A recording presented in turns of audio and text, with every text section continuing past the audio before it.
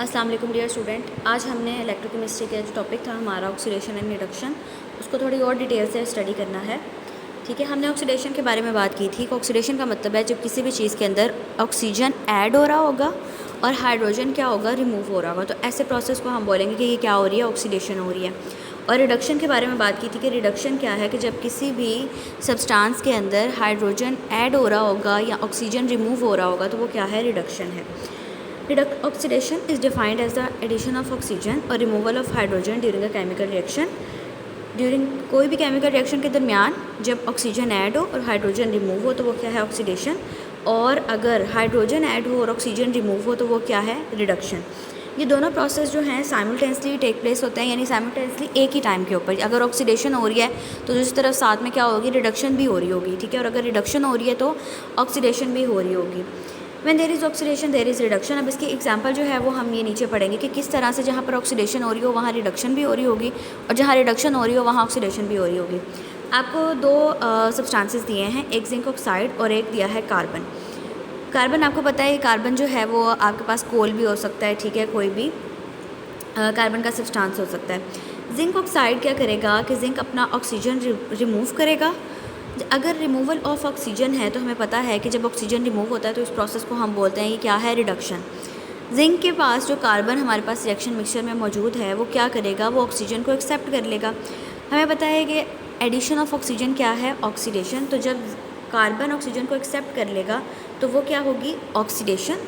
और zinc oxygen को loose कर देगा तो वो क्या होगी, रिडक्शन। ठीक है, तो दूसरी एग्जाम्पल देखें, let us have another example based upon the removal और एडिशन। ये तो ऑक्सीजन के लिहाज से था ना कि अगर ऑक्सीजन ऐड हो जाए तो ऑक्सीडेशन, ऑक्सीजन रिमूव हो जाए तो रिडक्शन।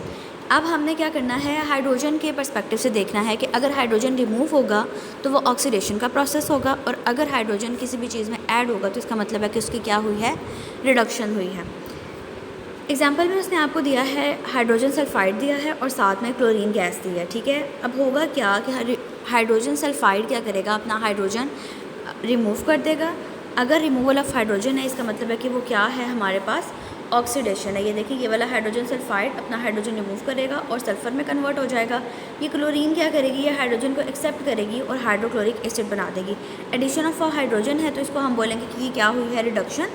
और जहाँ पर जो है रिमूवल हुई है वो क्या है, हमारे पास oxidation. So a chemical reaction in which the oxidation and reduction process are involve is called oxidation, reduction और रिडॉक्स रिएक्शंस। ऐसे केमिकल प्रोसेसेस जिसमें ऑक्सीडेशन या रिडक्शन रिएक्शन हो रहे हों उनको ओवरऑल कौन से रिएक्शंस कहते हैं, रिडॉक्स रिएक्शंस कहते हैं। ठीक है, जिसमें ऑक्सीडेशन हो रही हो या रिडक्शन हो रही हो।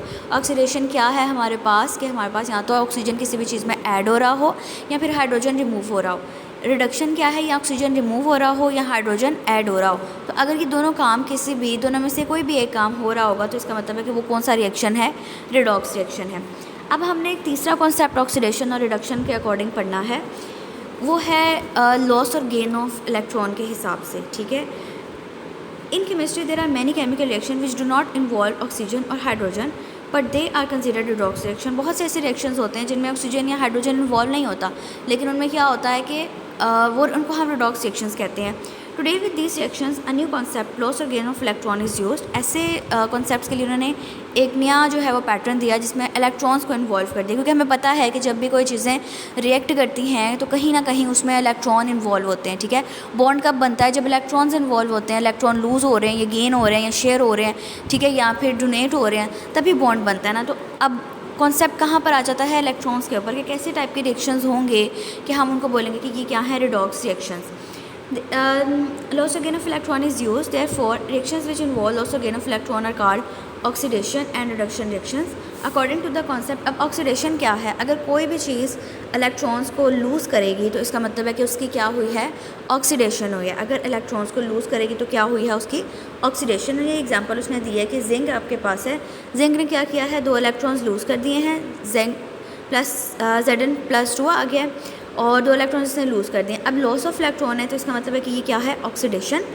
नीचे दूसरी एग्जांपल दी है कि आयरन हमारे पास Fe+2 की फॉर्म में ऑलरेडी अवेलेबल था। आयरन ने 1 इलेक्ट्रॉन लूज़ कर दिया।